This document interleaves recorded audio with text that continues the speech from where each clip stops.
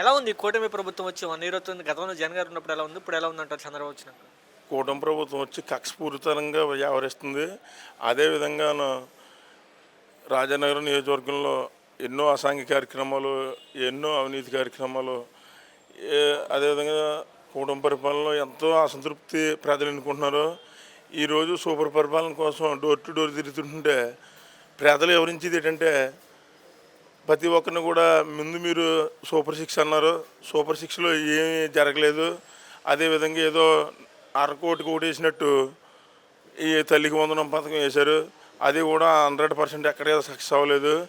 అదేవిధంగాను రైతు భరోసా అన్నదాత సుఖీభావ వేస్తున్నారు, ఇప్పుడు కూడా ఇంకా దాని మీద స్పందన లేదు. ఏమైనా అంటుంటే కేంద్ర ప్రభుత్వం పిఎం కిసాన్ వేస్తే మేము దాని వెనకాల వేస్తామని ఏదో ఏదో తింటాకి దారి లేనోడు గతి లేనోడు మాట్లాడినట్టు చెప్పుకుంటున్నారు. ఇవన్నీ కూడా రాబోయే రోజుల్లో చాలా విషయంగా ఉండి మన వైసీపీ గవర్నమెంట్ వారు తగిన మూల్యం చెల్లించుకోవాల్సిందిగా జరుగుతుంది. అంతేగాని ఏది కూడా సూపర్ సిక్స్ కానీ ఏదైనా ఏమీ లేదు. ఎక్కడ చూసినా కేసులు కానీ ఇవే జరుగుతున్నాయి. కేసులు ఎక్కువ ఉంటున్నాయి ఎవడు చూసినాను. చంద్రబాబు నాయుడు గారు మాట్లాడుతూ 6 గ్యారెంటీ పూర్తి అయిపోయినా మాట్లాడుతూ వారు 4 కోస్తాను 4 మందమైనట్టు అంటున్నారు. అది ఆయన 4 మందం ఉంది కాబట్టి ఆయన అలాగంటున్నారు.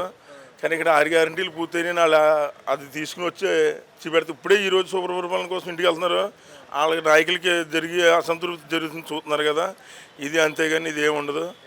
ఏమైనా రేపు జరగబోయే రోజుల్లో కూటమి ప్రభుత్వాన్ని బుద్ధి చెప్తారు.